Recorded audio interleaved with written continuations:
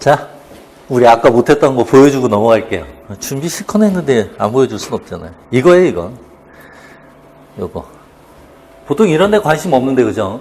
전구체 물어보니까 이런 거 알아두면 되고, 그리고 그 당화 과정에서도 돌리콜 물어보는 거 있었고, 그러니까 전구체 같은 데 좀 관심을 갖도록 하세요. 그리고 이 경우에 있어서도 그럼 양성세균, 그럼 음성세균 얘기할 때, 이때도 이 펩티도글리칸을 구성하는 단량체, 두 종류의 단량체 물어보는 게 있었죠. 그래서 뭐 에나세틱 글루코사민하고 뮤라믹 엑시드 이런 거 물어봤었어요. 그러니까 좀 단량체에 좀 관심이 있는지 그런 것들 좀 신경 쓸 필요가 있고요. 그리고 이런 것도 뭐 기본적인 얘기들. 이거는 식은 2014년도에도 나왔었고, 이거는 그 식을 이용하는 경우고요. 그리고 여러분들이 이 적정곡선은 어쨌든 원리만, 기본적인 내용만 잘 이해하고 있으면 이거는 뭐 어려운 얘기 아닙니다. 그러니까 처음에 이해를 못하면 꼬이기 시작하는 거죠. 이것도 이따가 다시 이제 몇 문제 풀어보면서 좀 이해하면 되고, 이것도 맨델 법칙 이해하면 된다. 뭐 그래서 기본적인 얘기들 하는 거고요. 요거는 완전히 똑같죠, 그죠? 다른 점이라고 한다면은 한글로 썼다든가, 그거 다르고 다 똑같아요. 너무 똑같이 냈어요, 그죠? 그리고 역시 똑같이 낸 게 이거. 그래서 여러분들이 이제 이 총 생산량, 그 그러니까 군집 수준에서의 총 생산량이라는 것은 광합성 할 때 우리 배우는 총 광합성량이랑 비슷하게 생각하면 됩니다. 그래서 총 생산량은 순 생산량에서 순 생산량이라는 것은 총 생산량에서 호흡량을 빼는 것이죠. 이제 극상 단계로 갈수록 그 생산하는 양과 이용하는 양이 같아요. 그러니까 순 생산량하고 호흡량 일종의 이용량이니까 같은 지점 찾으면은 뭐 동일하죠. 이것도 마찬가지고요. 똑같이 냈었습니다. 그러니까 이런 그래프를 그냥 처음 봤을 때 뭔 소리야 이럴 수가 있잖아요. 그래서 밑에 피트 문제를 볼 때는 이런 그림이 무슨 얘기구나 정도로만 넘어가지, 이 문제를 다 일일이 외우고 뭐 어떤 물질이나 이런 거 구체적으로 머릿속에 집어넣으려고 하다 보면 속도가 느려지니까 첫 문제 넘는 걸 다 볼 수가 없습니다. 쭉쭉쭉쭉 넘어가야 돼요. 자, 그렇게 해서 뭐 분석을 하면 되고요. 논술형 같은 경우 올해까지는 나오니까 보도록 합시다.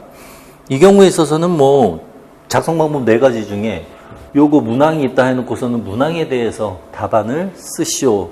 보면은 이게 세포 파트인데, 세포 파트는 주로 그 억제제 위주로 문제가 나옵니다. 이따가 또 간단히 보도록 합시다.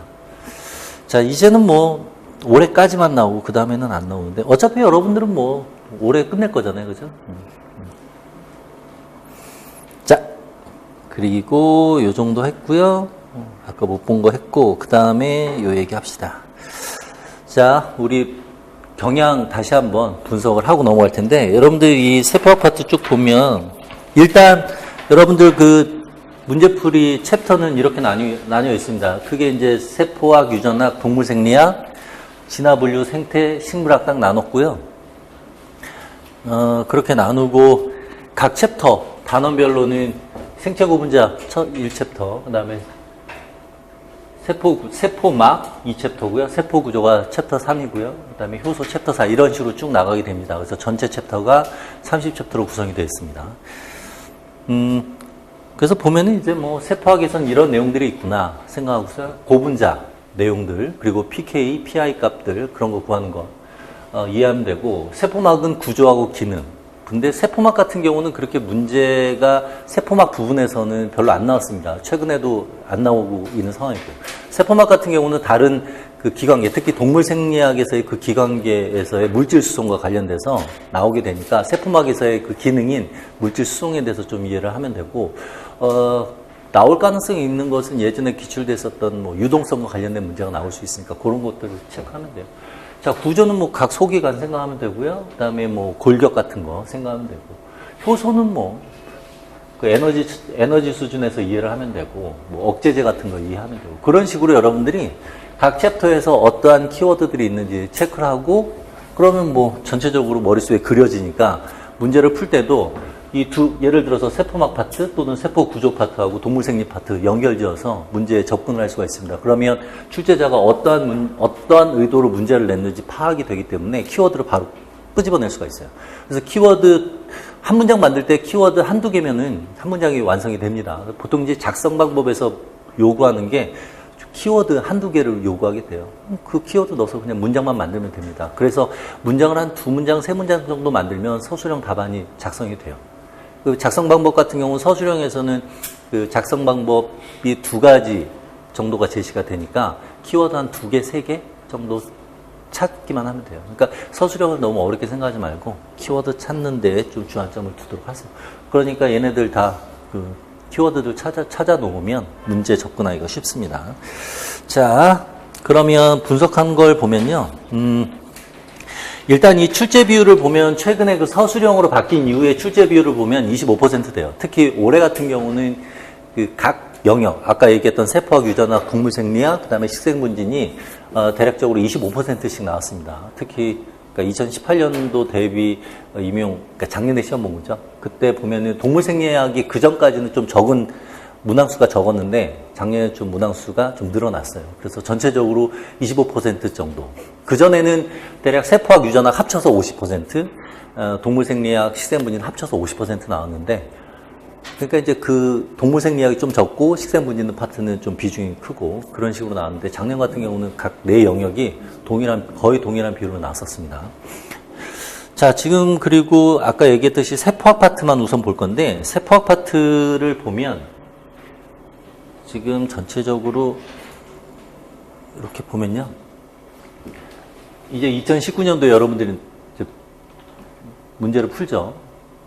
생체 고분자 파트는 꾸준히 나오고 있죠. 중간에 이빨 한번 빠졌듯이 여기에서도 빠질 수도 있지만 한 문제 또 나올 가능성도 있고요. 그러니까 이 생체 고분자 파트는 잘 봐둬야 되고 세포막은 거의 안 나옵니다. 하지만 세포막을 알아야 동물생리 파트에서 물질 수송을 알 수가 있기 때문에 세포막도 기본적인 얘기들은 잘 알아두고요.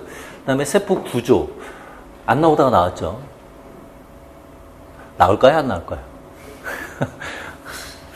나도 모르겠네. 그죠?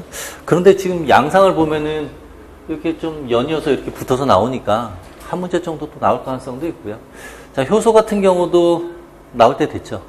근데 보통 효소는 근데 워낙 나오는 게 뻔해가지고, 계산 문제가 나올 가능성이 큽니다.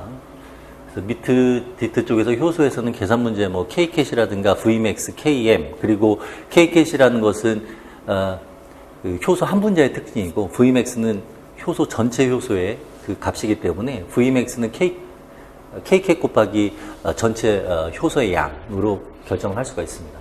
그런 것들을 좀 잘 이해를 하면 되고요. 억제제도 좀 이해를 하면 KM과 Vmax의 차이에 따라서 그 방정식 이용해서 문제를 풀 수 있으니까 이 효소 파트에서는 아마 미켈레스 멘텐 방정식이라는 같은 것들로 문제가 나올 가능성이 크죠. 어쨌든 그리고 세포 같은 경우도 나올 가능성이 근데 세포는 워낙 나온 데가 뻔해가지고 나올 수도 있고요. 근데 이제 광합성 같은 경우는 양상을 보면은 한 문제 정도 나오겠죠. 그렇게 여러분들이 파악을 하는 겁니다. 그래서 좀 더 여러분들이 좀 신경을 써서 각 부위별로 좀 보면 돼요.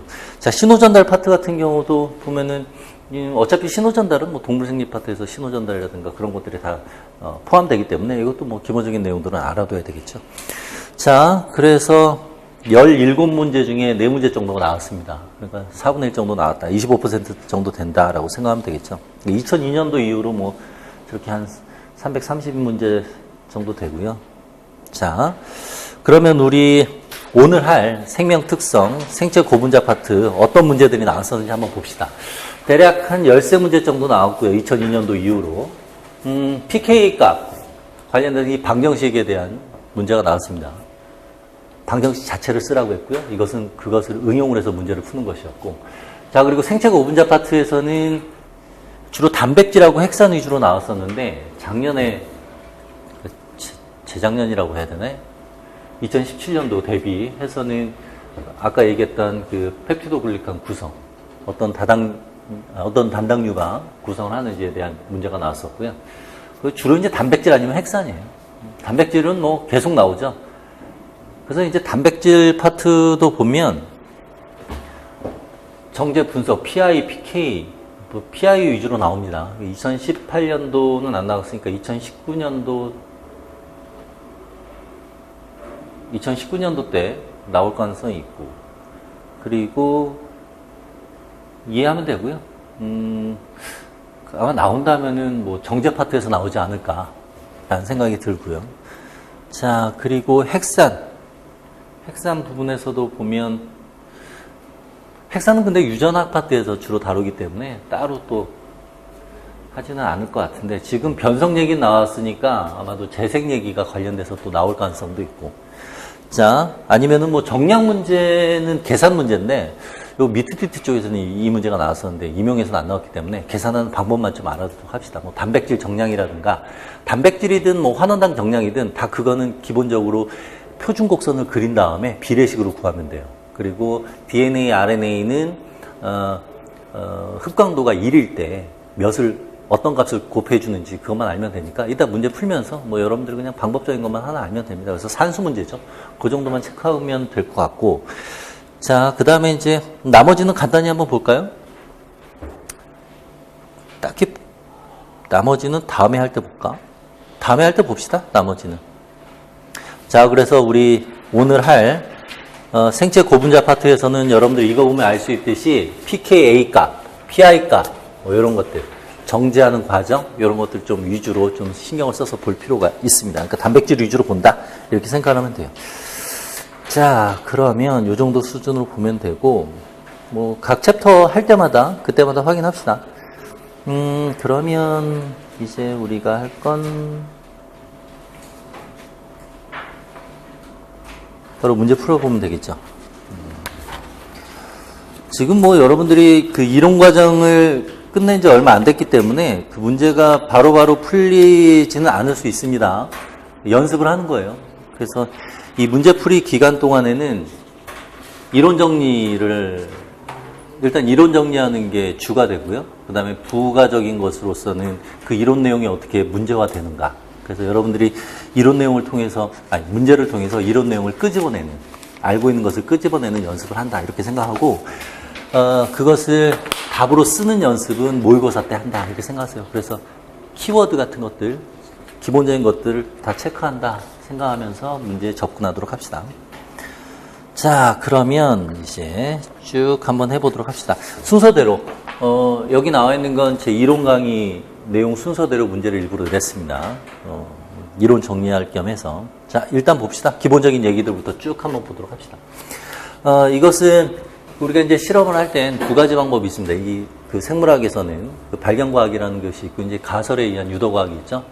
발견과학은 우리가 다루진 않죠.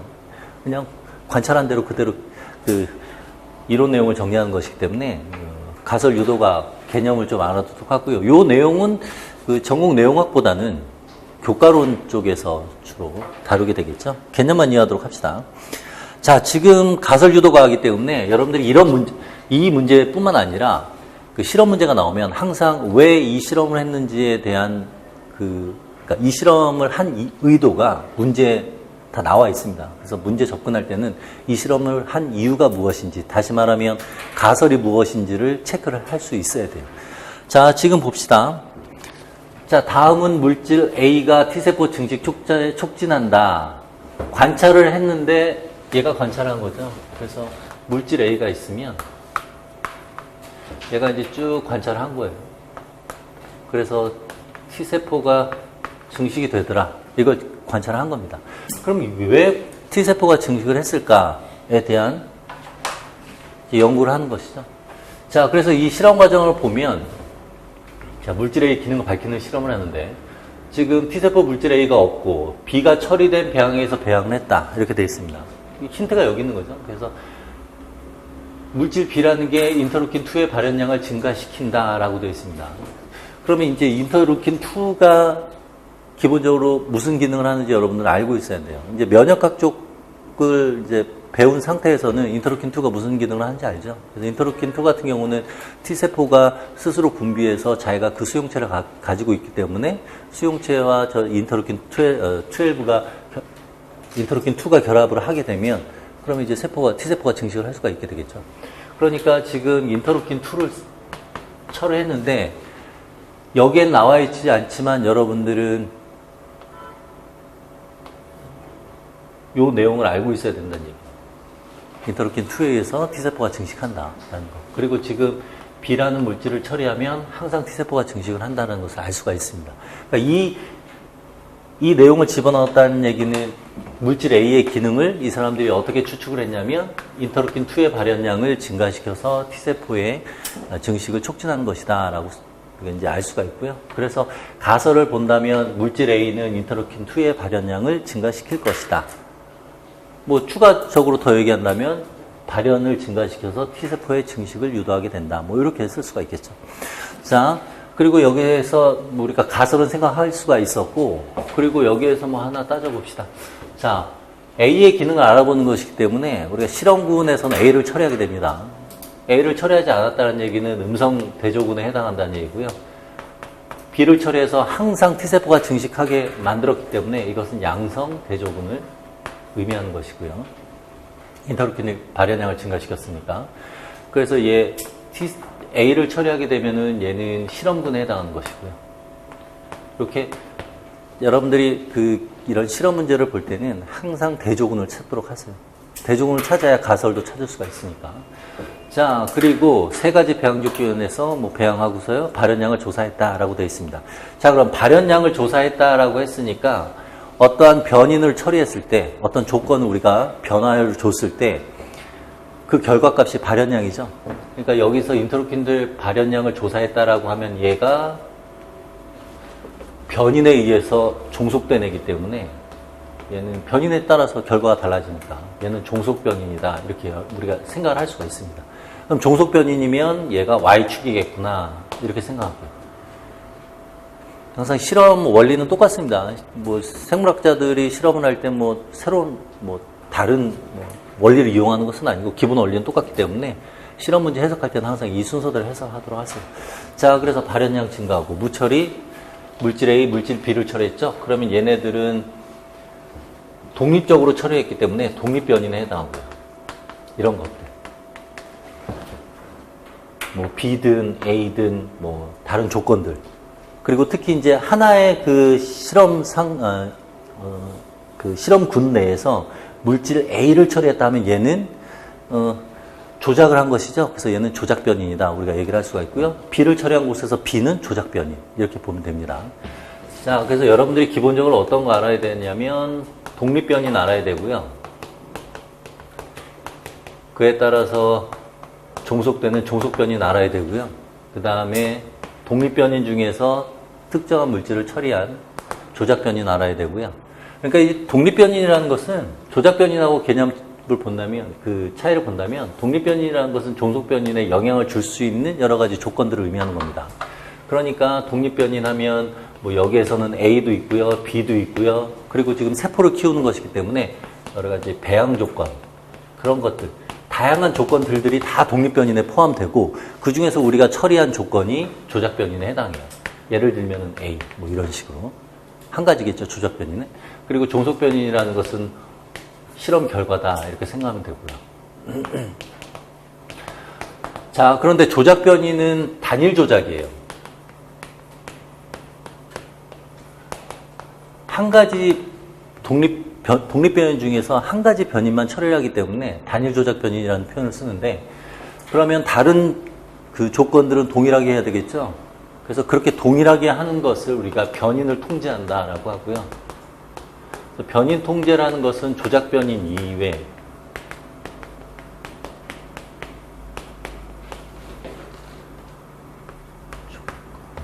이외의 조건을 동일하게 하는 것을 우리가 변인을 통제한다라는 표현을 씁니다. 그러면 이때 동일하게 한 이외의 조건들 있죠? 이 조건들을 우리가 통제된 변인이죠? 그래서 통제 변인이라고 표현을 하는 거예요. 됐어요? 얘네들은 다 동일하게 통제를 시켰기 때문에 그렇게 생각하면 되고, 그래서 이러한 용어 같은 것들을 또 혹시라도 여러분들에게 물어볼 수가 있으니까 용어 같은 것들 좀 알아두도록 합시다. 자, 그리고 이제 음성대조군 있고요. 음성대조군, 그 다음에 양성대조군, 이런 것들도 여러분들이 개념을 파악해야 되고, 그래서 음성대조군은 뭐 실험 결과값을 알기 위해서 실험군과 비교하는 것이고, 양성대조군 같은 경우는 실험이 적절하게 이루어졌는지를 확인하는 실험이죠. 그래서 적절한 실험이 이루어졌나, 뭐 실험의 정확성, 뭐 이런 것들 파악하기 위한 겁니다.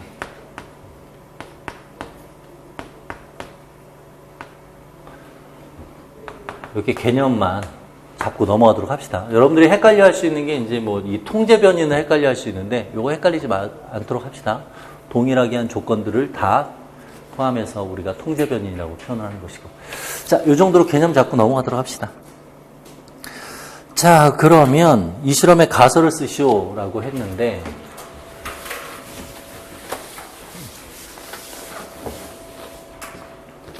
그래서 답을 보면 이거 무슨 채라고 하죠? 필기체는 아니고 하여튼 글씨, 손글씨 채. 요거 답을 미리 써놨어요.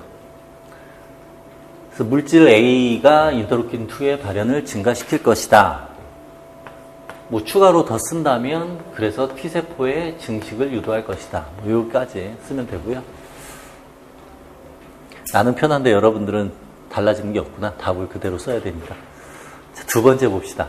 가다 과정에서 A, B 처리 조건을 제하고 다른 조건을 모두 동일하게 해야 한다. 이것은 변인을 통제하기 위한 것이다. 즉 변인 통제를 위한 것이다. 아이고 버릇이 됐네. 자, 이게 이제 기억이고요. 변인 통제하는 것이다. 그리고 동일하게 하는 다른 조건들은 통제 변인이라고 한다. 이렇게 얘기를 하면 되고. 자, 그 다음에 세 번째. 가마 중에서 양성대조군과 음성대조군에 해당하는 것을 순서대로 써라. 그러면 이제 뭐 나하고 가다. 이렇게 보면 되죠. 자, 넘어가도록 합시다. 자, 2번 봅시다. 이제 물분자 관련돼서. 이것도 이제 기본적인 얘기들인데 그래도 체크는 하고 넘어가야겠죠. 자, 체크하고 넘어갑시다. 자, 물분자는 어떤 특징이 있느냐? 극성분자이다. 왜 극성분자이냐? H, 자, 산소가 두 분자의 H하고 만나요. 근데 얘네들은 공유결합을 하게 되는데 이 공유결합을 할 때 원자 간에는 전기를 끌어당기는, 전자를 끌어당기는 정도의 차이가 있죠. 그것을 우리가 전기음성도라고 표현했습니다. 전기음성도라는 것은 기본적인 것만 알면 된다고 했죠. 가장 전기음성도가 큰 산소, 질소, 탄소, 수소 이렇게 생각하면 되고요. 우리가 이 네 가지만 따지는 이유가 고분자를 구성하는 원소는 달랑 이 네 가지죠. 그 단백질하고 핵산은 질소를 포함한 것이고 나머지 탄수화물하고 지질은 질소를 뺀 세 가지 원소로 구성되어 있으니까 우리가 이 내용만 알면 돼요. 그래서 전기음성도 차이를 보면은 뭐 당연히 산소가 가장 크고요. 이렇게 볼 수가 있고요. 자, 그리고 수소하고 산소, 수소하고 질소가 되는 전기음성도 차이가 크기 때문에 극성이라는 것을 유발합니다. 그래서 두 원소가 있으면 전기를 그러니까 공유결합을 하고 있을 때 전자를 끌어다니는 정도가 전기음성도가 큰 애가 많이 끌어당기기 때문에 전자가 한쪽에 치우쳐지게 돼서 극성을 띠게 돼요. 자, 극성을 띠게 되는 것은 산소하고 수소 간의 공유결합을 할 때, 그리고 산소하고 뭐 질소 간의 공유결합을 할 때, 뭐 탄소하고 산소 간의 공유결합을 할 때, 그리고 탄소와 질소 간의 공유결합을 할 때는 극성이 유발되고요. 극성이 유발되지 않는 경우는 어떤 경우냐면 이 경우죠. 탄소하고 수소 간의 공유결합을 하게 될 때는 우리가 비극성을 나타낸다. 왜냐하면 전기음성도 차이가 크지 않기 때문에 그렇습니다. 우리가 화학에서는 쟤네들은 저 공유결합에서는 극성이 있다고 얘기를 하지만 생물학에서는 그냥 극성이 없다라고 표현을 합니다. 이것만 이해하고 있으면 돼요. 그래서 그래서 극성 분자다라는 얘기는 이렇게 하나의 산소에 두 개의 수소가 결합을 했을 때 극성은 플러스, 마이너스 이런 식으로 표현을 합니다. 그리고 여기 또 수소가 있으니까 여기 플러스, 여기에도 델타 마이너스 이런 식으로. 그래서 하나의 물 분자는 다른 물 분자와 이렇게 극성 때문에 또 결합을 할 수가 있어요. 그때 결합을 할 때 수소가 관여하니까 우리가 수소 결합이라고 한다고 했습니다. 그래서 여기에서 결합을 할 때 산소 이런 식으로 결합을 하고요. 여기도 마찬가지로 이렇게 결합을 하게 되고 여기에도 이게 델타 마이너스니까 델타 플러스를 갖고 있는 수소 이렇게 결합을 하게 되고 여기에도 수소 이런 식으로. 그래서 하나의 물 분자에는 4개의 다른 물 분자가 수소를 통해서 결합을 합니다. 그래서 얘네들은 이렇게 수소를 통해서 결합을 할 때 이곳에는 직접적인 결합이 아니라 수소를 통한 수소 결합이, 극성 때문에 유발되는 수소 결합이 형성된다고 표현을 하고요. 그래서 하나의 물 분자는 다른 물 분자와 4개의 수소 결합을 할 수가 있습니다. 수소 결합 자체는 결합력이 약하지만 많은 수소 결합을 할 수가 있기 때문에 물 분자 간에는 결합력이 세죠. 그래서 결합력이 세기 때문에 응집력이 크다라는 그런 특징이 나타날 수가 있어요. 자, 어쨌든 이 정도 파악을 하면 되고, 자, 그래서 이 극성 분자이기 때문에 물 분자가 어떤 물질을 용해를 시킨다는 얘기는 이 물 분자가 다른 물질에 가서 결합을 한다는 의미예요. 그러니까 좋은 용매로 사용된다는 얘기는 비극성 분자에 대해서는 좋은 용매가 아니겠죠. 그래서 이 좋은 용매로 사용된다는 얘기는 극성 분자에 대해서만 좋은 용매로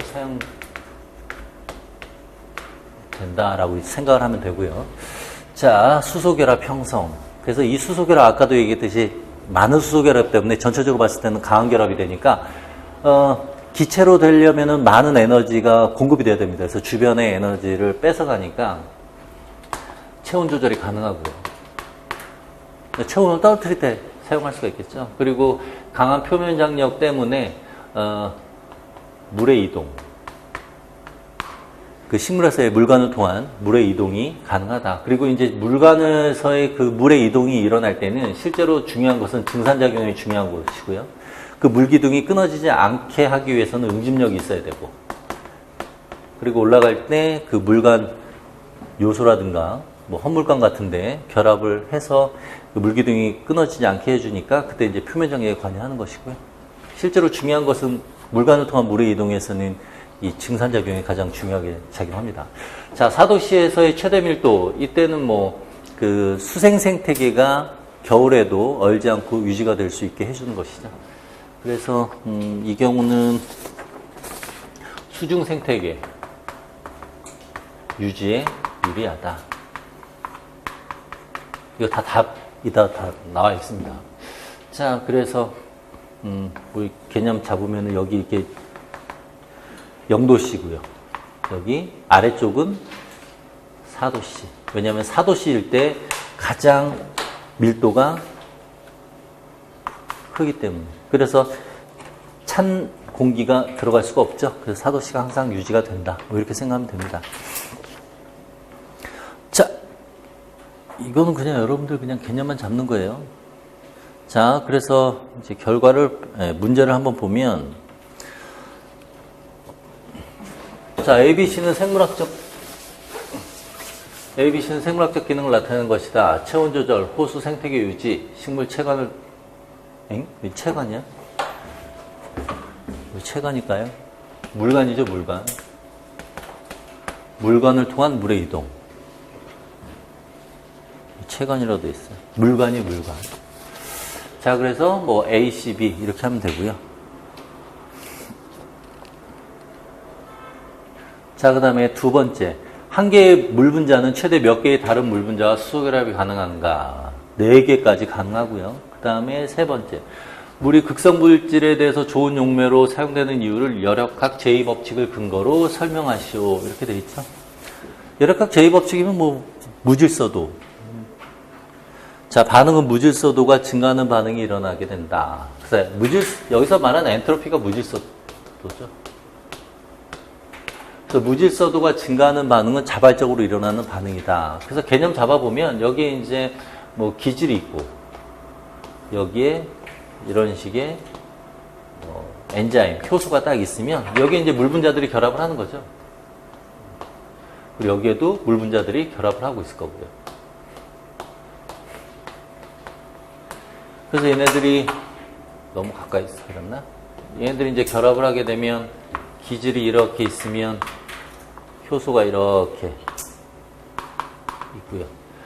여기서 이제 뭐 효소하고 기질이 만나는 부분을 우리가 활성 부위라고 할 수가 있고, 자, 그러면 이때 여기에서 이런 식으로 물 분자들이 기질에 결합되어 있고 효소의 활성 부위에는 결합되어 있지 않고요. 그러다 보면 결합하지 않은 자유로운 물 분자들이 이렇게 나오게 되고요. 자, 분자 수가 당연히 오른쪽이 더 많아졌죠. 왼쪽은 기질 그리고 효소에서 하나, 둘, 2개 분자라고 한다면 오른쪽의 경우에 있어서는 여기 전체 한 분자, 두 분자, 셋, 넷, 다여, 일곱 뭐 이런 식으로 많아지니까 결과적으로는 이때 무질서도가 증가했다. 이렇게 표현을 하는 겁니다. 그러면 이렇게 기질과 효소가 결합을 할 때는 자발적이에요, 비자발적이에요? 당연히 자발적이다. 이렇게 얘기를 할 수가 있죠. 그러면 자발적이라는 얘기는 에너지 가 필요 없이 반응이 일어날 수가 있다는 얘기입니다. 그래서 극성 분자는 좋은 용매로, 아니, 물 분자는 극성 분자에 대해서 좋은 용매로 사용된다. 라는 얘기죠. 자, 됐고요. 개념을 이렇게 잡고 넘어가는 거예요. 효소는 개념만 잡도록 하세요. 이런 거 여러분들에게 뭐 묻겠어요. 당연한 얘기인데. 이건 이해하면 외울 필요 없는 거죠. 당연하다 이렇게 생각을 하도록 하세요. 자, 넘어가도록 합시다. 3번. 자, 기본적인 얘기들을 했고 3번부터 한번 봅시다. 자, 어떤 종류의 완충력은 pH의 변화에 저항할 수 있는 정도를 의미한다. 다음은 아세트산에 NaOH를 농도별로 첨가하면서 pH 변화를 측정한 것이다 라고 되어 있습니다. 자, 적정 곡선 그려져 있고요. 또 밑에 점선의 경우에 있어서는 완충 능력을 나타내는 것입니다. 자, 완충 능력이라고 한다는 얘기는 pH의 변화폭을 줄이는 것이죠.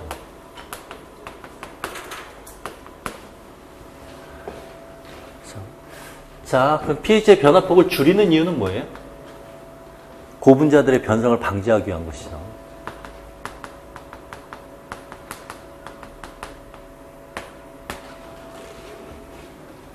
자, 그렇기 때문에 완충 능력을 나타낸 요 지점에서 pH의 변화폭을 줄일 수가 있고요. 그 생체 내에서 완충 용액 또는 완충제로서 작용하려면 이렇게 완충 지대가 있는 곳이 pH 7 정도가 돼야 돼요. 지금 아세트산 같은 경우는 지금 요 B라고 하는 pH 값에서 완충 능력을 보이고 있기 때문에 얘는 실제 우리 생체 내에서는 완충제로 사용할 수가 없다라는 얘기입니다. 지금 문제에서 보면 이 B 지점이 4.76이라고 되어 있죠. 여기서 B 지점 하면 4.76이라는 얘기는 여기 Y 값이 4.76이라는 얘기입니다. 자, 그럼 우리 생체 내 pH 7인 지점은 어디 정도 될까요? 한 위쪽 정도 되겠죠. pH 7. 특히 우리 혈액 같은 경우는 pH 7.4 정도 되니까 pH 7.4 때는 거의 완충 능력이 없어요. 그래서 아세트산은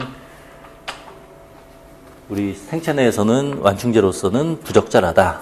보통 이제 우리 생체 내에서 많이 쓰는 완충제가 HCO3 마이너스 많이 나오죠. 동물 생리학 할 때 특히 많이 나오는 게 HCO3 마이너스고, 그리고 뭐 여러 가지 뭐 아미노산이라든가 이런 완충지대가 여기 pH 7 근처면 돼요. 그래서 뭐 아미노산이라든가 뭐 우리 뭐 호흡기 할 때는 헤모글로빈 이런 애들 단백질들도 다 완충제로서 사용될 수가 있습니다.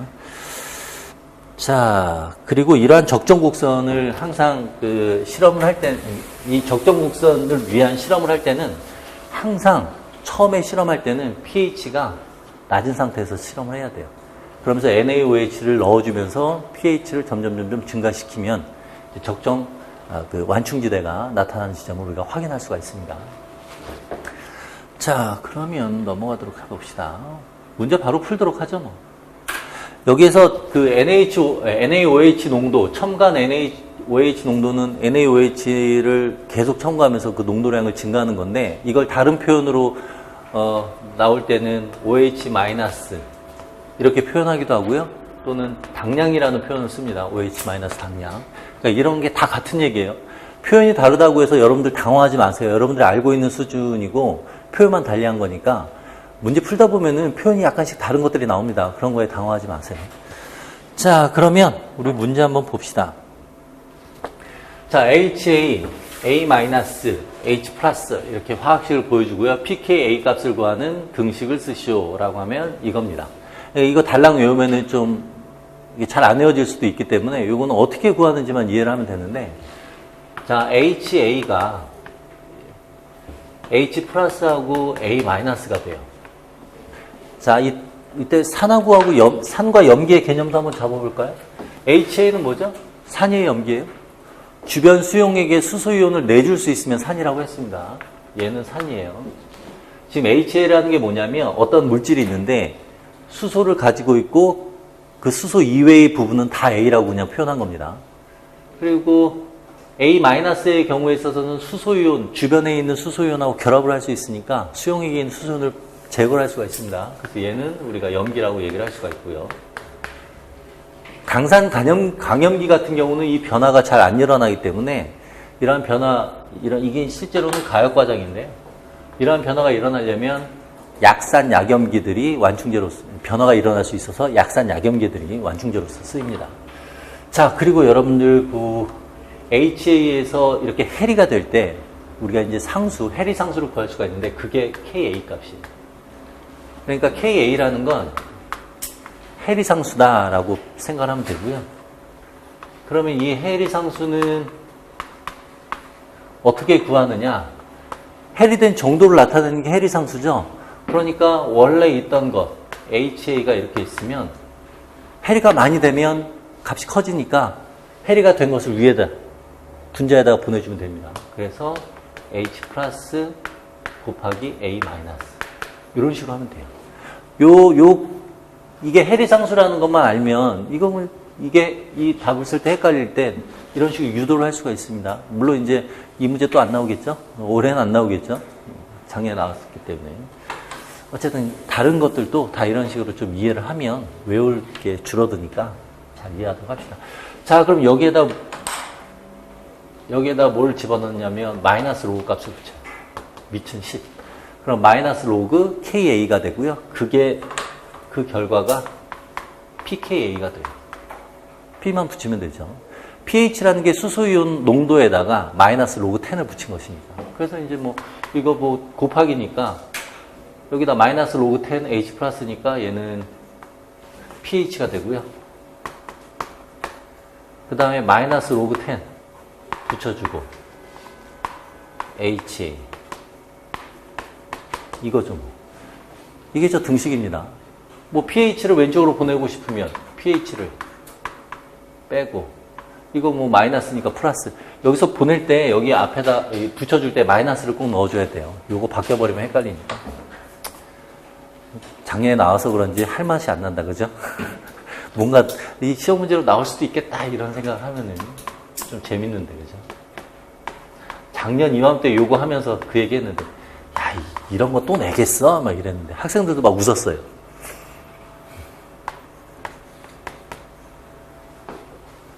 그래도 유도하는 방법만 이해하고 있으면 문제 푸는 어려움이 없었습니다. 자, 그래서 요게 등식이에요. 자, 이때 아까도 얘기했듯이 HA는 약산이고요. A-는 약염기. 자, 그러면 로그 10 값이 이 전체 값이 이 전체 값이 0일 때 pH는 pKa가 되죠. 그럼 이제 pH하고 pKa에 대한 개념을 다시 한번 생각해야 되는데 pH라는 건 어디에 pH냐면 분자가 들어가 있는 수용액의 pH고요. pKa라는 것은 수용액이 아니라 얘는 분자의 특성이에요. 특정 분자. 그러니까 특정 분자가 이렇게 약산의 형태와 약염기의 형태가 1대 1의 비율로 존재하게 되면 이게 1이고 이게 1이면 이 전체 값이 0이 되잖아요. 그러니까 이 농도가 동일할 때 그때 수용액의 pH가 이 분자의 pKa 값이 됩니다. 이게 됐죠? 그리고 이 pKa 값은 원래는 변하지 않아요. 고유값이라. 특성 또는 고유값. 그런데 실제로 얘네들이 변할 수가 있습니다. 주변의 원자라든가 주변의 분자가 어떠냐에 따라서 변할 수가 있어요. 특히 이제 효소의 활성 부위에 있는 그 아미노산들의 pKa 값은 변할 수가 있습니다. 그래서 효소 활성 부위의 산성화를 유도할 수가 있어요. 순간적으로. 그거는 이제 나중에 그 효소 촉매작용과 관련된 얘기 할 때 다시 한번 언급하도록 할게요. 자, 개념 잡았죠? 자, 그래서 얘가 수용액의 pH다라는 거, 요것만 생각하고 있으면 문제 나올 때 그렇게 어려움 없이 풀 수 있습니다. 자, 그럼 봅시다. 이 공식 이렇게 나왔고요. 자, 그 다음에 아세트산의 pKa 값은 어디에 있겠는가? 당연히 완충지대, 완충 능력이 가장 큰 요 B 지점에 해당합니다. 그럼 왜 그 B 지점이 완충 능력이 큰 B 지점이 가장 크냐? 얘가 1대1로 존재하게 되면 수소이온의 농도가 많아지면 약염기에 가서 붙고요. 수소이온 농도가 적어지면 약산에서 수소이온을 내보내게 돼요. 그러면 그 주변에 있는 수용액의 pH 값의 변화는 작아질 수밖에 없겠죠. 그러니까 완충지대가 형성될 수가 있다는 얘기입니다. 그래서 1대1일 때가 가장 완충 능력이 크다. 즉 주변 수용액의 pH의 변화가 거의 없다. 이렇게 보면 돼요. 자, 그래서 B고요. 그러니까 지금 2번하고 3번은 같은 얘기입니다. pKa 값일 때는 바로 이 약산과 약염기의 농도가 같을 때. 같은 얘기죠. 자, 그 다음에 4번. 아세트산이 혈액 내에서 완충요기로 사용될 수 있는지 없는지에 대해서 쓰시오. 당연히 사용될 수가 없습니다. 왜냐하면 아세트산의 pKa 값은 4.76. 혈액은 대략 7.4. 그래서 완충작용을 할 수가 없다. 이렇게 하면 되죠. 자, pKa에 대한 개념을 이해를 해야 PI가 이해가 되고요. 그렇게 해야 적정 곡선을 푸는데 어려움이 없이 풀 수가 있습니다. 이따가 또 적정 곡선 얘기는 다시 하도록 하고. 자, 이번에는 중압 과정과 관련된 얘기 한번 해봅시다. 자, 우리 몸 안에는 고분자가 있어요. 그래서 고분자를 보면은 단백질 있고요. 그 다음에 탄수화물 있고요. 핵산이 있고요. 뭐 핵산, 다당류죠. 탄수화물 중에서도 다당류 있고요. 그 다음에 하나 더 추가로 얘기한다면 지질 있고요. 중성지질, 뭐 인지질 이런 거 다 포함하죠. 자, 그러면 얘네들을 구성하는 애들은 아미노산이 단량체로 사용돼서 단백질이 되는 것이고, 그리고 단백질은 다시 분해되면 아미노산이 될 수가 있고요. 자, 핵산의 경우에 있어서는 NTP 또는 DNTP.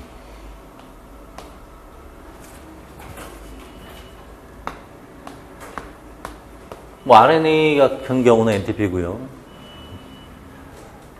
DNA 같은 경우는 DNTP를 쓰죠.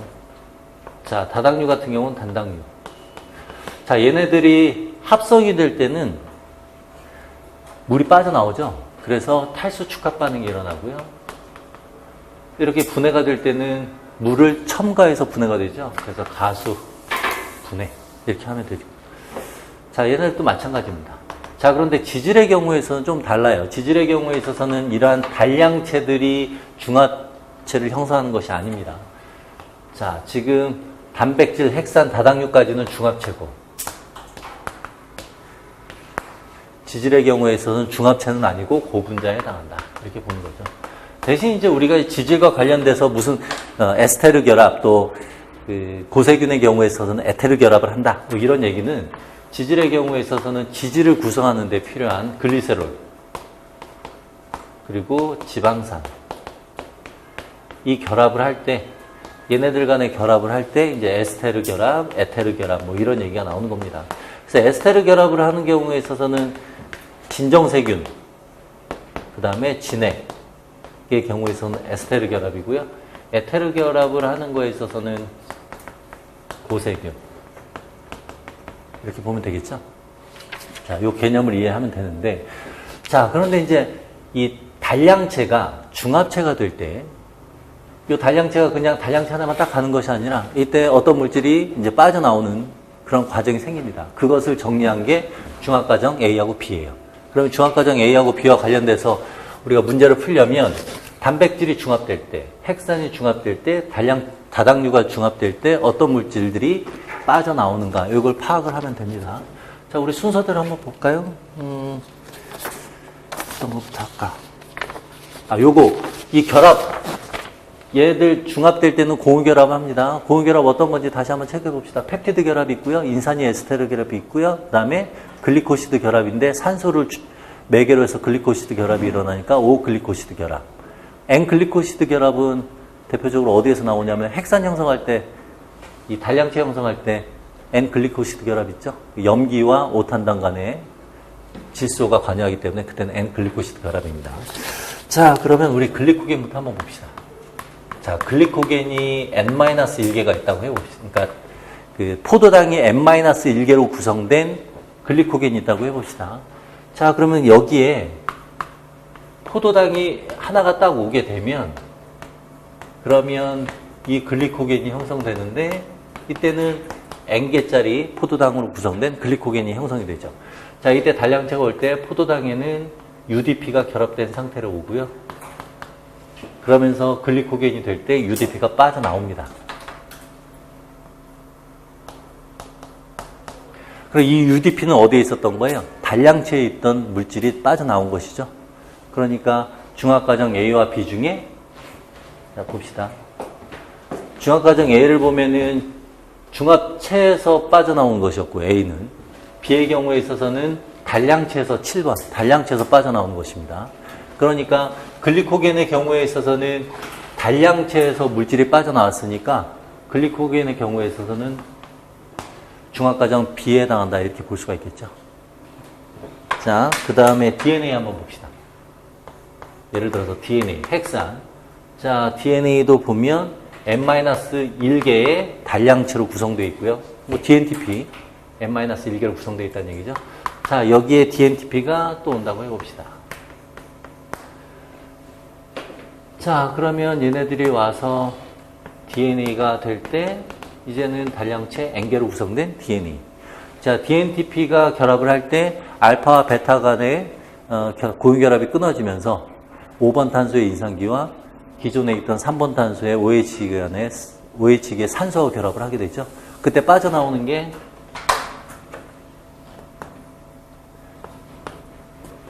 피로인산이 빠져나오게 되고요. 이 피로인산은 또다시 분해가 된다고 했었죠. 왜냐하면 이 역과정이 일어나는 것을 방지하기 위해서 얘네들은 또 빠져나옵니다. 그래서 다시금 분해가 돼서 PI가 되죠. 이렇게 무기인산으로 두 개의 무기인산. 자, 역시 마찬가지로 이 인산기라는 게 어디 있었냐면 단량체에 있었던 인산기니까 얘도 역시 마찬가지로 중화과정 B에 해당하고요. 자, 그 다음에 하나 남았죠. 단백질. 자, 단백질 아미노산 N-1개로 구성되어 있다고 해봅시다. 그럼 얘네들이 아미노산하고 결합을 해요. 자, 이제 번역을 생각해 보세요. 리보솜에서 번역이 일어납니다. 즉 펩티드 결합이 일어나요. 그럼 리보솜의 큰 소단위치에는 E 사이트, P 사이트, A 사이트가 있고요. P 사이트에는 기존의 폴리펩티드가 있고 A 사이트에는 아미노산이 tRNA하고 같이 들어오죠.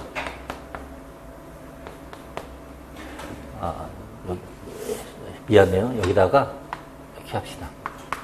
자, 번역 과정 정확히 하려면 여기 tRNA가 결합되어 있는 상태고요.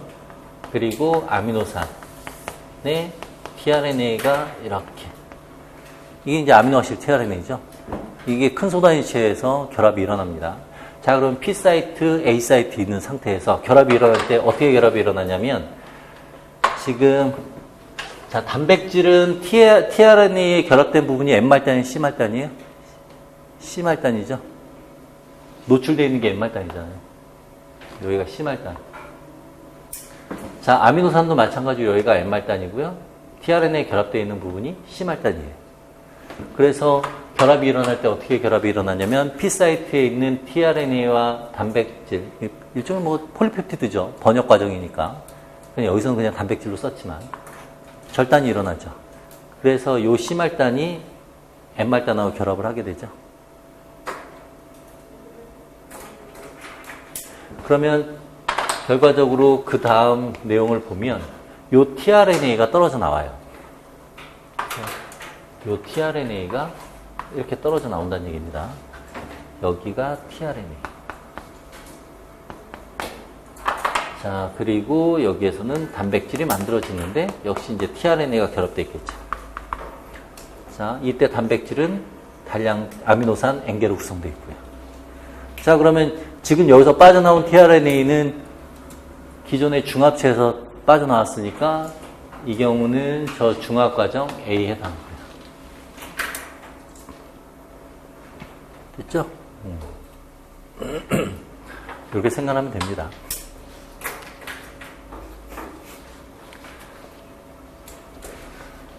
자, 그럼 뭐 이제 됐죠, 뭐. 쭉 봅시다. 1번 BUDP, 2번 B 뭐 두 개의 무기인산 아니면 또 피로인산 그냥 써도 되고요. PPI, 피로인산. 세 번째는 A 타입. 그리고 떨어져 나오는 것은 tRNA. 이것도 저거 그냥 딱 보면은 이게 뭔 소리야 이러겠지만 한번 보면 아 저거 이러면서 넘어갈 수가 있습니다. 그리고 이런 단백질, 그러니까 펩티드 결합이 일어나는 것은 이제 그 리보솜 내에서 일어나는 거 생각하면 되고요. 자, 이 정도로 하고요. 넘어갑시다. 5번으로 넘어갑시다.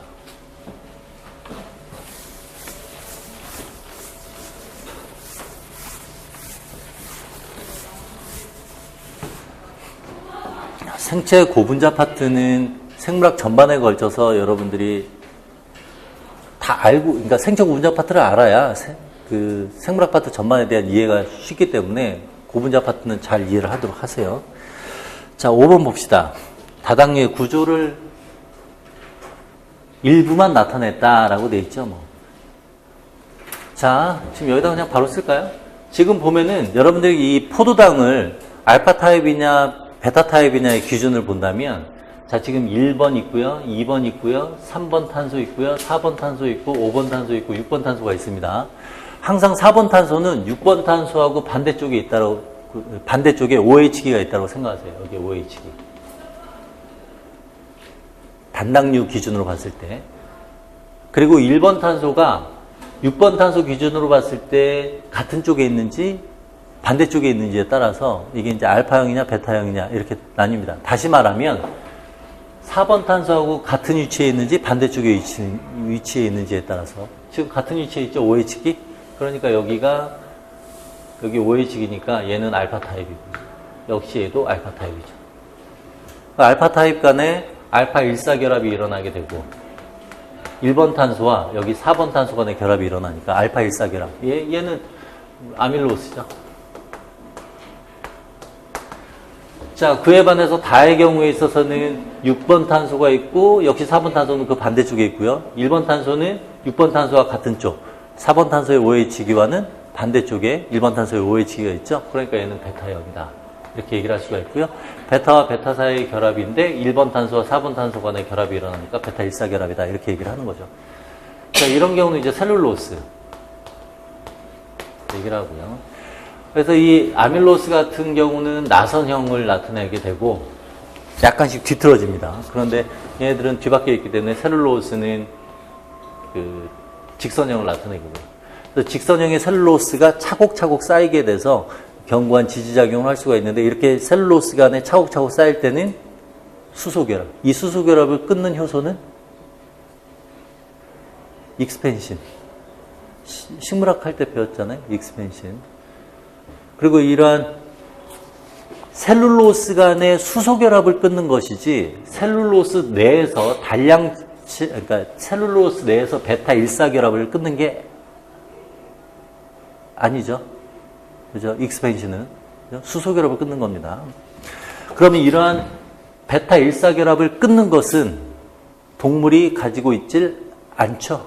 그래서 초식동물 같은 경우는 공생 미생물들, 그러니까 뭐 세균이라든가 원생 생물들이 바로 이 베타 일사결합을 끊어줘야 초식동물은 얘네들을 양분으로 쓸 수가 있는 겁니다. 그래서 초식동물 같은 경우는 소화기 계통이 상당히 발달이 되어 있고요. 그죠? 맹장도 발달이 되어 있고, 동물에서는 맹장은 거의 퇴화하고 큰 의미가 없지만 초식동물은 맹장이 상당히 길죠. 소화계통도 길고. 자, 그렇게 생각하면 되고요. 자, 나의 경우 한번 봅시다. 나의 경우에 있어서는 지금 이게 뭐냐면 2번 탄소에 N아세틸기가 붙어 있어요. 그래서 우리가 이거 단량체를 N아세틸, 그리고 이 경우에 있어서는 N아세틸 글루코사민에 해당해요. 그러니까 이러한 단량체를 외울 필요 없이 이렇게 딱 나왔을 때 뭐가 붙었네 그러면 그냥 N아세틸기다 이렇게 생각하면 되고요. 이렇게 N아세틸 글루코사민끼리만 결합이 되어 있으면 얘는 키틴. N아세틸 글루코사민과 그리고 N아세틸 뮤라믹 엑시드가 결합되어 있고 그곳에 아미노산들이 또 같이 결합되어 있는 형태가 펩티도글리칸. 자, 그 다음에 이 경우는 보면은 알파와 알파 간의 결합이 일어나요. 그래서 알파 일사결합이 일어나고 있고요. 그런데 여기에 6번 탄소하고 1번 탄소가 또 결합을 하고 있죠. 얘는 알파 16결합. 그래서 가지구조를 형성하고 있습니다. 이러한 가지구조를 형성하는 것은 아밀로펙틴 그리고 글리코겐. 지금 문제에서는 뭐 아밀로펙틴은 없으니까 글리코겐 써주면 되겠죠.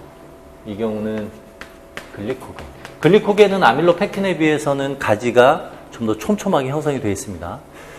자, 그리고 아밀로펙틴은 요오드 반응에 반응하지 않지만, 요오드 용액에 반응하지 않지만, 아밀로스는 요오드 용액에 반응하죠. 요오드 반응에 반응한다. 그래서 이 나성 구조라고 했잖아요. 나성 구조라는 게 이런 구조인데, 요 사이사이에 요오드가 요 사이사이에 끼어들어갑니다. 그러면서 반응이 나타나는 거예요. 자, 아밀로펙틴에서는 요오드 반응이 안 일어나고요. 그러니까 글리코겐에서도 요오드 반응이 안 일어나고. 자, 감자를 구성하는 것은 아밀로스와 아밀로펙틴이 구성을 하게 됩니다. 예를 들어서 아밀로스 20%, 아밀로펙틴 80%가 감자를 구성하고 있다. 그런데 요오드 반응을 시켜봤는데 두 종류의 감자를 가지고서 요오드 반응을 시켰는데 A라는 감자에서 요오드 반응이 더 잘 일어났다. 왜 그러느냐? 그러면 아밀로스 함유량이 높기 때문에 이렇게 답을 쓰면 된다는 얘기예요. 이 내용이 예전에 객관식일 때 2차 문제로 나왔었습니다. 그런 개념만 잘 이해하고 있으면 돼요. 자, 됐고요. 글리코겐은 요오드 반응이 일어나지 않는다. 이렇게 하면 돼요. 자.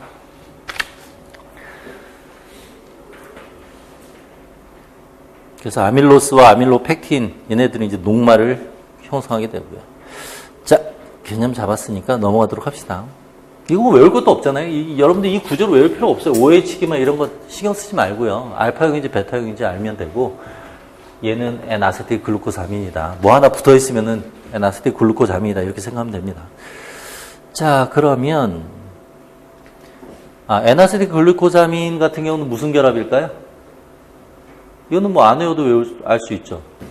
자, 6번 탄소 기준으로 4번 탄소의 OH기는 아래쪽 반대쪽에 있고요. 1번 탄소는 6번 탄소 같은 쪽이죠. 4번 탄소하고 반대쪽이죠. 그러니까 얘는 베타형이죠. 그러니까 베타 1번과 4번이니까 베타 일사결합. 그렇죠? 구조만 그냥 그래서 얘는 베타 일사결합이다. 이렇게 하면 돼요.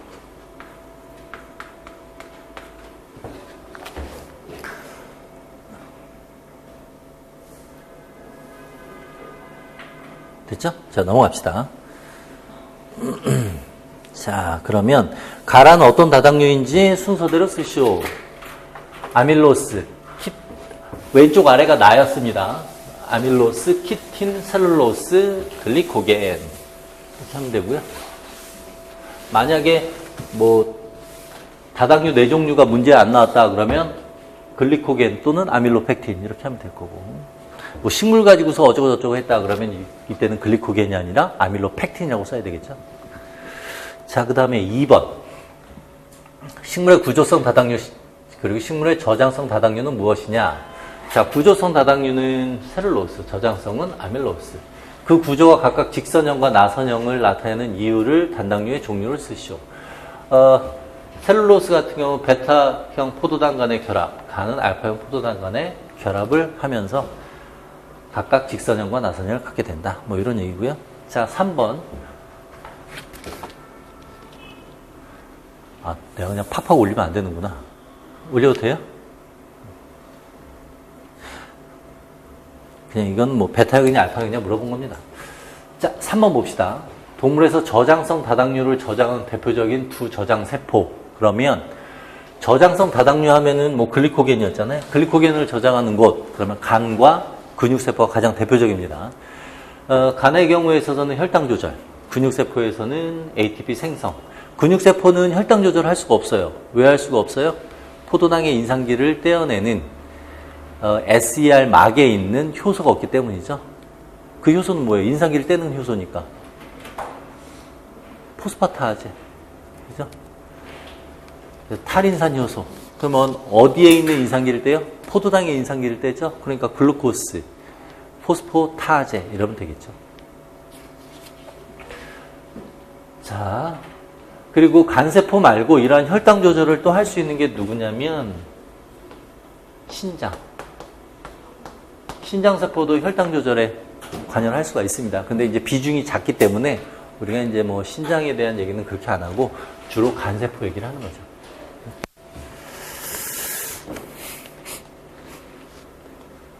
자, 됐고요.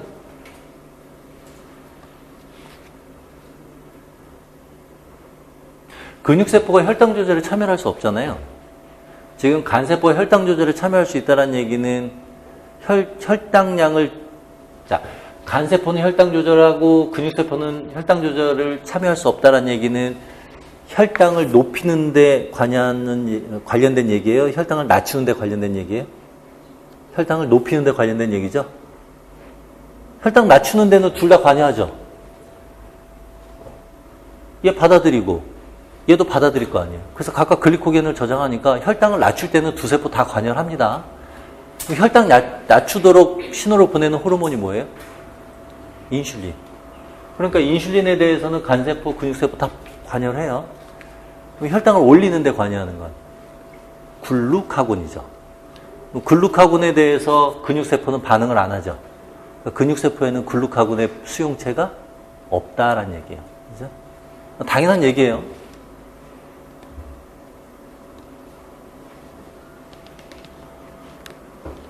그래서 간세포는 글루카곤의 수용체가 있고 근육세포에는 없다. 이렇게 생각하면 되고요. 자, 간세포의 경우에서 우리가 세포 내 신호 전달할 때 요 간세포 가지고서 이제 예를 드는데 간세포에 글루코겐 말고 또 에피네프린 같은 애들이 신호를 보내게 되면 혈당 조절에 관여를 한다. 그때 이제 GPCR 형태가 작용하고 뭐 사이클릭 AMP, 그다음에 PKA 그러면서 이러한 혈당 조절에 관여하는 그러니까 그 글리코겐 분해 요소가 그죠? 글리코겐 분해하는 효소가 활성을 띠게 된다. 그러한 신호체계도 다 배웠습니다. 그러니까 여러분들이 이제는 이론 내용을 다 배운 상태이기 때문에 이런 얘기가 딱 나오면 요 얘기 뒤에서 나왔는데 그러면서 앞에 그러니까 복습을 할 때 요 부분만 복습하고 끝나지 말고 요거 뒤쪽에서 나왔었는데 생각하면 이제 챕터 7에 나와 있는 세포 내 신호 전달 파트를 딱 공부를 하면 돼요. 그런 식으로 왔다 갔다 하면서 공부하면 됩니다. 자, 그리고 또 인슐린하고 글루카곤 얘기 나왔으니까 이거 호르몬 얘기네 그러면서 호르몬 쪽 보고 근데 우리 같은 경우는 이제 호르몬 쪽 말고 소화기에서 또 다뤘었으니까 소화기도 보면 되고 왔다 갔다 하면서 공부를 해야 돼요. 그게 자꾸 연계가 돼야 네트워크가 형성되면 머릿속에서도 더 잘 기억을 할 수가 있습니다. 자, 그 다음에 4번. 자, 식물의 구조성 다당류 구성 주요 성분인 셀룰로스의 합성 요소가 위치하는 곳은 어디인가? 세포막에 위치하고 있습니다. 그래서 이렇게 식물 세포가 있으면 저 세포 골격, 미세 소관이 이런 식으로 배열되어 있다고요. 예를 들어서 가로로 배열되어 있다고 해봅시다. 그럼 미세 소관을 따라서 내막계를 통해 합성된 이 합성 요소는 이 세포 골격을 따라서 세포막에 가게 돼요. 자, 세포막에 있는 막단백질은 내막계를 통해서 만들어지죠. RER에서 만들어지고 골지체를 거쳐서 소낭을 타고 이동을 해서 세포막에 박히게 되는 거죠. 그 소낭이 세포막과 융합하면서. 그러니까 그 소낭이 이동하는 그 레일, 뭐라고 해야 돼? 그 도로? 그 길. 그게 미세 소관이죠. 그 미세 소관이 배열되어 있는 양상에 따라서 막단백질이 분포를 하게 됩니다. 그러니까 지금 미세소관이 이렇게 가로로 이렇게 배열되어 있다라고 한다면 이 가로로 배열되어 있는 부위의 세포막에 얘네들이 배열되어 있는 세포막에 이런 식으로 합성 요소가 이렇게 분포를 하게 된다는 얘기예요. 세포막 부분에. 그러면 이 합성 요소는 세포 안에 있는 포도당을 이용을 해서 셀룰로스를 만들 때 세포 바깥에서 셀룰로스를 만듭니다. 그럼 바깥에서 셀룰로스가 딱 배열되니까 셀룰로스의 배열은 이런 식으로 배열이 돼요. 이런 식으로. 그럼 셀룰로스가 있으면 견고하기 때문에 외부에서 이렇게 물이 들어오면 물이 이렇게 들어왔을 때 팽창을 할 때 어떻게 팽창을 해요? 이렇게 팽창을 한다는 얘기예요. 세포의 크기가 커지겠죠. 그때 위아래로 커지는 거예요. 그리고 이런 식으로 또 있을 때 만약에 세포 골격이 이런 식으로 배열되어 있어서 저 효소들이 세포막에 이렇게 박히게 되면 이때는 물이 들어왔을 때 팽창을 할 수 있는 게 이제 좌우로 팽창을 하게 되죠. 그래서 이렇게 세포 팽창 방향을 결정하는데 셀룰 미세소관이 관여한다. 이런 표현이 일반 생물학책에 있는 것이죠. 그러니까 만약에 식물 세포의 팽창에 관여하는 세포 골격은 무엇이냐? 그러면 미세소관. 이유는 무엇이냐? 미세소관에 따라서 셀룰로스 합성 요소의 세포막 위치가 결정되기 때문이다. 그런 식으로.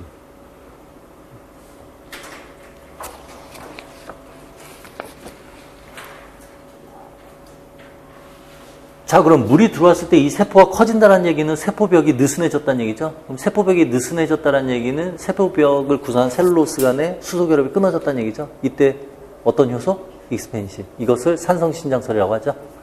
그때 관여하는 식물 호르몬은 옥신. 그래서 옥신이 수용체하고 결합한다. 그 수용체는 어디? 세포질에 있죠.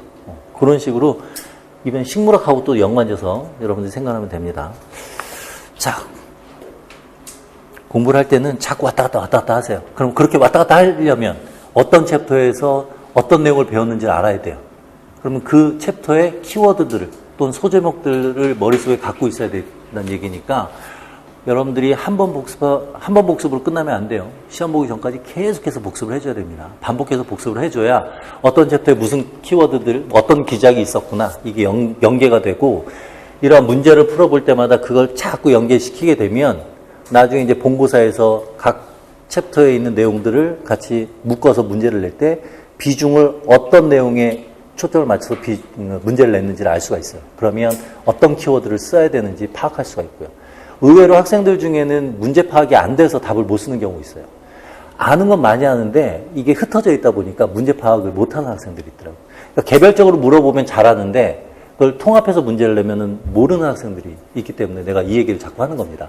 실제로 그런 고민을 얘기하는 학생들이 있었어요. 근데 그 학생들 보면은 정말 열심히 했어요. 외우는 것도 많이 외우고 일반 생물학 책도 열심히 보고. 근데 이게 연계가 안 되니까 문제 파악이 안 된다고 하더라고요.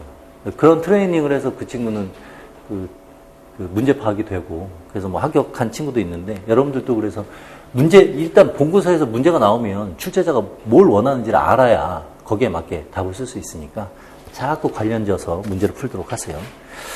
자, 이제 5번째. 다당류 라는 다당류 가보다 에너지원으로 사용될 포도당을 제공할 때 더 효율적이다. 그 이유를 구조와 한화성을 고려해서 얘기하시오. 라의 경우에 있어서는 글리코겐이고요. 가의 경우에 있어서는 아밀로스였죠. 자, 가의 경우에 있어서 보면 얘는 이런 구조.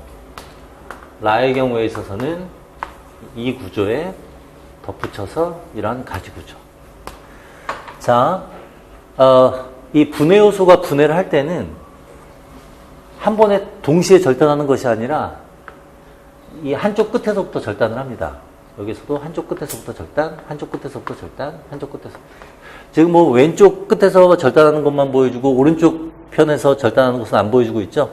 그 이유는 왜 그러느냐. 절단을 할 때는 비환원 말단 부위부터 절단을 해요. 환원 말단에서 절단을 하지 않습니다.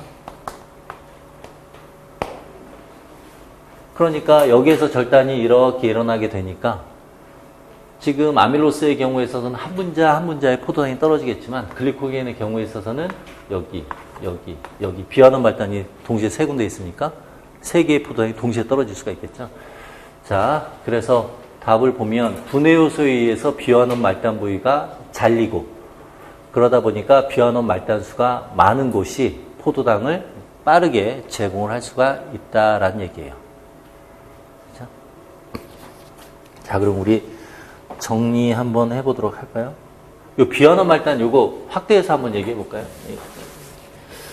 자, 지금 보면은 포도당이 이렇게 있고요.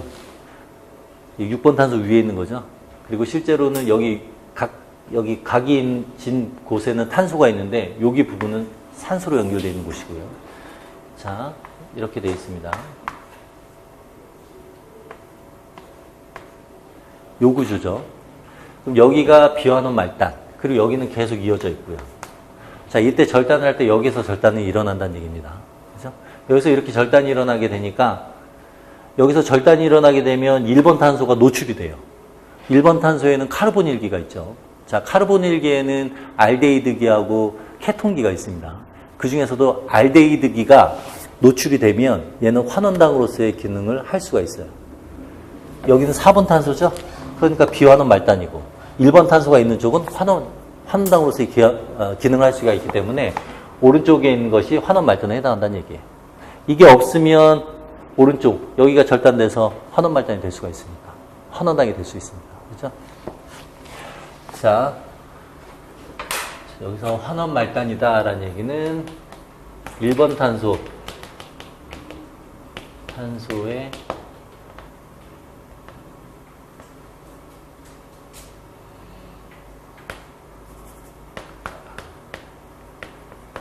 알데히드기 노출이 가능하다. 이것 때문에 그래요. 여러분들이 이러한 고리형으로 있을 때는 환원당으로서의 기능을 하는 것이 아닙니다. 이 고리가 순간적으로 딱 끊어질 수가 있어요. 끊어질 때 환원제로서의 기능을 할 수가 있는 겁니다. 그래서 알데히드기가 환원제로 기능을 할 수가 있는데, 그럼 카르보닐기는 어떠냐? 케톤기는 어떠냐? 케톤기의 경우에 있어서는 얘네들은 이성질체로 왔다 갔다 쉬워요. 그러니까 케톤기가 알데히드기가 되면서 또 환원제로서의 기능을 할 수가 있는 겁니다. 자, 어쨌든 이렇게 개념을 잡으면 돼요. 그래서 4번 탄소가 있는 쪽은 비환원 말단, 1번 탄소가 있는 쪽은 이게 절단되면서 노출될 수 있으니까 환원 말단, 이렇게 표현을 하는 겁니다. 자, 여기서 요거 하나 정리하고 갑시다. 글리코겐의 합성요소 한번 정리합시다. 글리코겐. 벌써 저렇게 시간이 됐네? 요것만 하고 밥 먹으러 갑시다. 밥 먹고 와서 다시 하죠. 자, 글리코겐 합성효소. 이게 어디에 있죠? 세포질에 있죠? 세포질에 글리코겐이 저장되니까. 그리고 글리코겐 분해효소. 자, 글리코겐의 분해효소는 세포질에도 있고요. 또 어디에 있겠어요? 고분자 분해하는 세포내 소기관. 소화를 담당하는 곳, 리소좀. 동물에서는 리소좀. 이렇게 있죠. 이러한 리소좀의 역할을 하는 식물의 소기관은 중심세포죠. 자, 그럼 세포질에 있는 분해효소하고 리소좀에 있는 분해효소 한번 봅시다. 자, 글리코겐을 분해하는 효소, 글리코겐, 포스포릴라아제. 포스포릴라아제라는 것은 인산기를 붙여서 분해를 하는다라 해서 가인산 분해 요소입니다. 포스파타제는 인산기를 떼는 역할만 하는 거예요. 그래서 탈인산 요소는 포스파타제고요. 포스포릴라아제 이렇게 되어 있으면 얘는 가인산 분해 요소. 인산기를 붙여서 분해를 한다. 이 인산기는 어디에다 붙이겠어요? 끊어줘야 되잖아요. 그러니까 여기를 툭 끊으니까 여기에 인산기를 붙인다는 얘기죠. 1번 탄소에 붙인다는 얘기입니다. 그죠? 1번 탄소에 붙여요. 1번 탄소에. 그래서 글리코겐 포스포릴라아제가 작용을 하게 되면 포도당, 글루코스에 1번 탄소에는 인산기가 붙어요. 됐죠? 자, 리소좀의 경우 한번 봅시다. 리소좀은 글루코시다제. 리소좀에는 글루코시다제가 있고요. 자, 이 글루코시다제 경우에 있어서는 알파 1사결합, 알파 16결합 이런 것들을 끊는 데 관여를 합니다. 그래서 글루코시다제는 저 중간에 연결된 부분을 딱 끊어버리기 때문에 포도당이 그냥 똑 떨어져 나와요. 그런 차이가 있습니다. 자, 요 정도로 하고 세포벽 성분은 따로 안 해도 되겠고, 이거 하나만 더 할까요? 글리코겐은 왜 저장을 할까요? 어차피 얘 글리코겐 바로 이용하는 것이 아니라 포도당을 쓰는 건데 왜 굳이 중합체로 에너지를 써가면서 저장을 했다가 다시 또 분해를 할까요? 글리코겐 저장 이유. 저농도의 삼투압을 유지할 수가 있다고 했죠?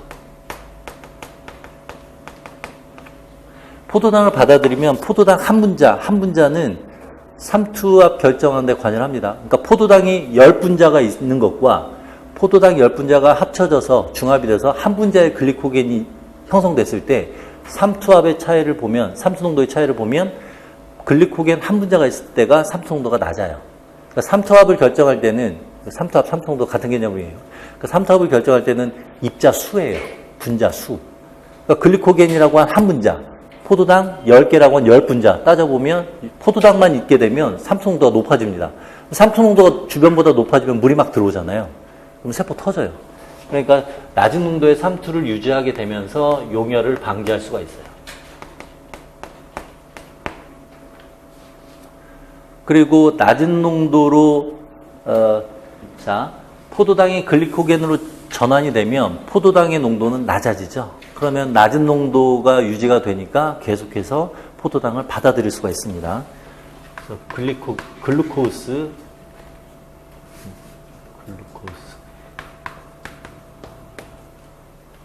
글루코스 유입이 용이하게 해준다. 왜냐하면 농도 구배를 계속 유지하니까. 그럼 포도당의 농도 구배를 유지한다. 포도당을 받아들일 때는 무슨 확산? 일반적으로 촉진 확산을 하게 되죠. 그래서 바깥쪽이 고농도, 안쪽이 저농도. 그래서 고농도에서 저농도로 계속해서 받아들일 수가 있는 겁니다. 그러니까 경우에 따라서는 2차 능동 수송으로 받아들이겠죠. 그런데 일반적인 세포에서 받아들일 때는 바깥쪽이 고농도, 세포 안쪽이 저농도를 유지해요. 그래서 모든 세포가 가지고 있는 포도당 수송체가 뭐였죠? 글루티1. 글루티2는 소화와 관련된 세포들. 밥 먹으면 소장에서 받아들여야 되니까 글루티2가 관여하죠. 활성. 글루티2가 원래 그 KN 값이 높아요. 친화도가 낮아요. 그러니까 밥을 먹었을 때 포도당이 많으면 글루티2가 활성을 갖게 돼서 포도당을 받아들일 수가 있게 돼요. 소장세포. 그럼 소장에서 받아들이면 그 포도당은 어디로 가요? 간으로 가죠.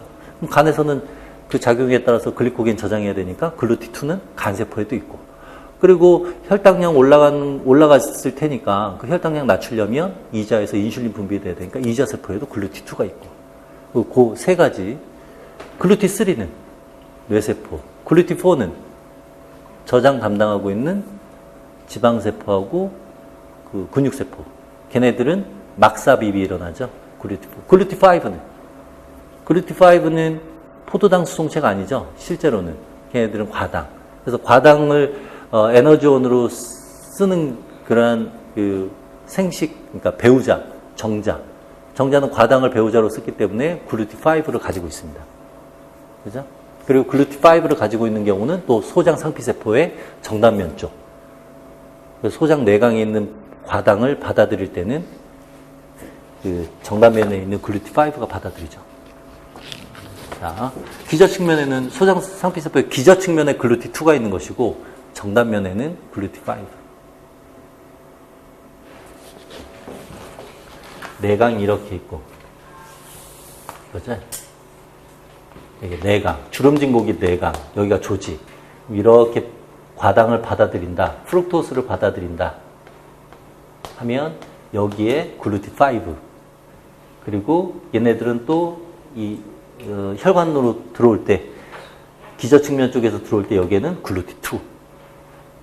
동물생리 파트에서 또 다루죠. 그러니까 세포막을 공부할 때 동물생리 파트에 나오는 것과 연관지어서 생각하도록 하세요. 나중에 다시 합시다. 지금 그냥 생각나서 얘기해 준 거니까. 자, 이 정도까지만 하고요. 우리 밥 먹고 와서 6번부터 또 나가도록 하죠.